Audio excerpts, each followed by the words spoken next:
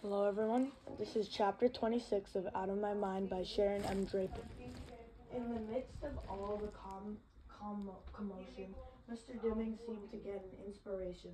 "Let's go out to dinner to celebrate," he announced as the last of the studio lights were turned off. "Great idea," Connor said immediately. "I'm starving," said Amanda, even though I wasn't on camera. "I've been too nervous to eat all day." "Me too," Alina added. "How about linguinis?" Connor suggested. "They've got all-you-can-eat spaghetti. Leave it to Connor to know the best places to eat." "They might go out of business after you show up, Connor," Mr. Dimming said with a laugh. "Don't go embarrassing me now." "Don't worry, Mr. D. My max is about 12 bowls of spaghetti. Linguinis is perfect," Rose's dad said. It's walking distance, just around the corner from the studio. These kids deserve a special night out." I looked at Mom, not sure if this was a good idea. Then Alina walked over to me and said, "You'll come too, won't you, Melody?" "Yeah, Melody," Rose added. "Come with us. You did it really great tonight. We couldn't have one without you," Connor said as he buttoned up his coat. Their words made me feel like one of the helium balloons that some families had brought. "Well, I won't go that far," Molly said, glancing at Claire. Balloons do pop. Balloons do pop. You weren't up there," Connor reminded Molly. "So you coming or not?" Rose asked. "Sure," I tapped. "It will be fun." I glanced at Mom again, who nodded. Dad took Penny home, and Mrs. V gave me a hug and promised she'd see me in the morning. The air was brisk, and the conversation silly as we headed for the restaurant. "How many windows do you think are in that office building?" Connor shouted, pointing to the tallest one we could see. 5,274, Rose answered. "Man, you're good," Rodney said. "How did you know that?" "How do you think I got on the quiz team?" Rose told him. "I've got smarts." "She's just guessing," Molly told Rodney. You believe anything." The restaurant had been in that location for years. The outside entrance was designed to look like a bistro from a small Italian village. Painted grape leaves and tiny white lights decorated the bricks around the door. When Connor's dad opened it for everyone to enter. Connor and Rodney bounded up the steps. The steps. 5 stone steps led upstairs to the dining area. Everyone, including Mr. Dimming, rushed past me and Mom. Finally, Connor's dad, the last to go up, looked at the stairs, and the light bulb came on. "Uh-oh, do you need some help?" he asked. He was large, like his own son. I bet he could swallow a few bowls of pasta as well. Mom replied, "Would you be so kind to ask an employee where their wheelchair ramp is located?" As if glad to have something to do, Mr. Bates dashed up the steps. Mom and I sat there in the cold, alone. A waiter dressed in black rushed down moments later.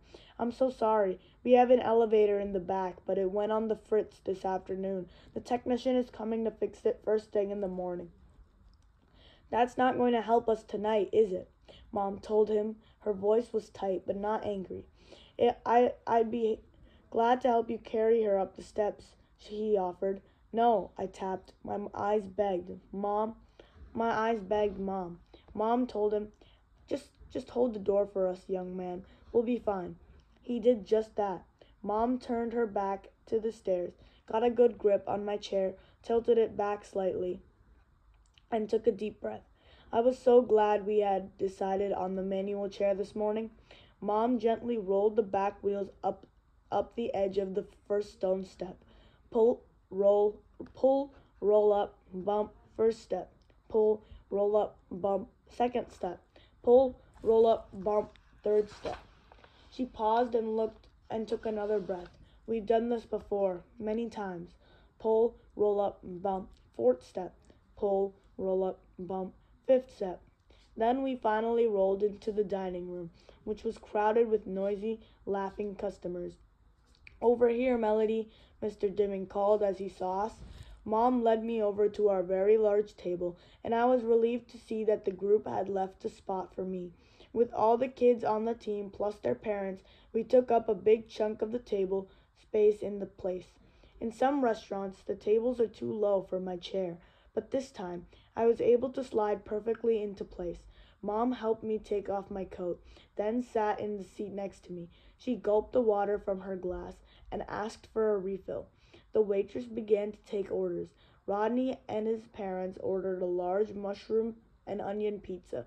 We're vegetarians, Rodney explained. I had no idea. Can I get a steak, Dad? Connor asked. His dad clapped him on the back. Sure, I think I'll have one myself. For this one night, you get anything you want. Connor's eyes got large.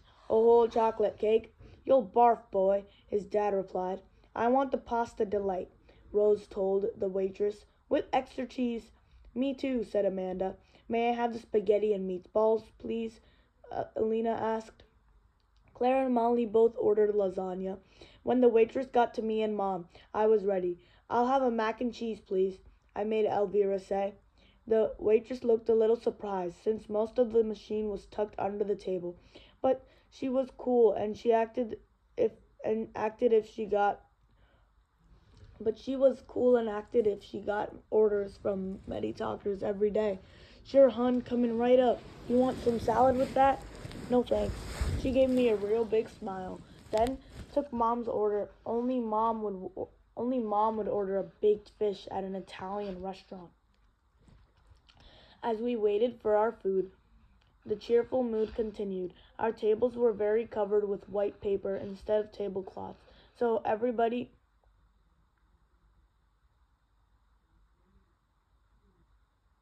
including the adults, had given crayons and markers. Look at this. I drew a giant monster rabbit, Connor said. He glanced at Rose's drawing, then added large green teeth to his own. And it's gonna eat that wimpy bug you just drew, he told her. Rose laughed. Well, this is a poisonous spider, and it's going to bite your silly old rabbit.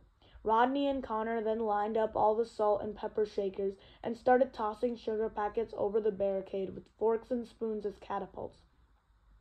But I noticed that Claire, who was sitting next to Rodney, was strangely quiet and didn't even pick up a crayon. Engage the enemy, Connor cried.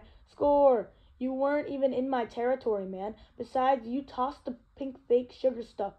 You only get a half a point for that stuff. I sat and watched my teammates do ordinary things, drawing, laughing, teasing, joking. I really tried hard to look like I was having fun too, but all I wanted to do was go home. When the waitress finally brought the food, forks became important for eating, and the war ended suddenly. Conversation slowed down as everyone dug into their meals. Connor took a huge bite of his steak. This is the bomb, he said with his mouth full. Mom's fish looked a little, fishy, as she picked at it with her fork. She and I were thinking the same thing. I knew. My food sat untouched in front of me. Our family goes out to restaurants every once in a while. Actually, Penny is more of a problem in a restaurant than I am because she's wiggly and excitable, and she's likely to throw her peas on the floor.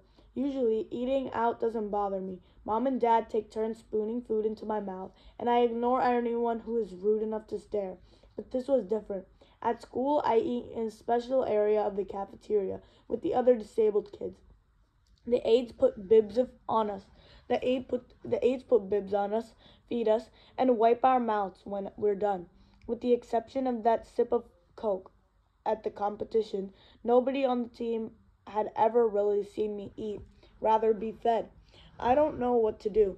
My food sat there getting cold. I looked at Mom. She looked at me. She picked up the spoon and looked at me with the question on her face. I nodded. Very carefully, she placed a spoonful of pasta in my mouth. I swallowed. It did not spill. I saw Molly poke Claire, and they exchanged looks. Mom spewed one more portion into my mouth. I swallowed. I did not spill. We continued, one spoonful at a time. I was so hungry. Nobody said anything, but I saw them look down at their plates with way too much attention. Got quiet. Even Connor stopped talking. If Finally, even though my plate was full, I pushed it away. Would you like to take this home, Melody? Mom whispered. I nodded yes, hugely relieved, and she signaled for the waitress, who also brought dessert menus. Being reminded of cake and ice cream cheered up Connor, who did not order a whole chocolate cake, but did order 2 slices. Rodney ordered apple pie, while Rose asked for pudding. Claire ended up taking her food home in a box as well.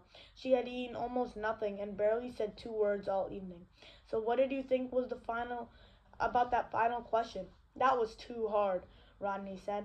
Piece of cake, Connor replied, laughing at his own joke. He smeared whipped cream over his second piece of cake. Did you see that hair on that Did you see the hair on that announcer? Amanda teased. It never moved.